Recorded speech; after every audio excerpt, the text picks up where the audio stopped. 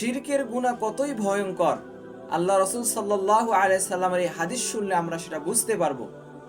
হযরত আবু বকর রাদিয়াল্লাহু তাআলা আনহু থেকে বর্ণিত, তিনি বলেন, রাসূল সাল্লাল্লাহু আলাইহি ওয়াসাল্লাম বলেছেন, অন্ধকার রাত্রিতে কালো পাথরের উপর কালো পিঁপড়ার চলা যেমন সূক্ষ্ম, তার চেয়ে অধিকতর সূক্ষ্ম ও গোপনভাবে আমার উম্মতের মধ্যে শিরকের গুনাহ প্রবেশ করে।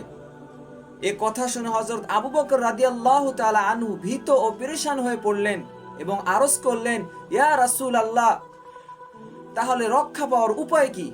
রাসূল সাল্লাল্লাহু আলাইহি সাল্লাম বললেন, আমি কি তোমাকে এমন একটি দোয়া শিক্ষা দিব যা পাঠ করলে তুমি অল্প শিরিক, বেশি শিরিক, ছোট শিরিক ও বড় শিরিকের গুনাহ থেকে রক্ষা পাবে?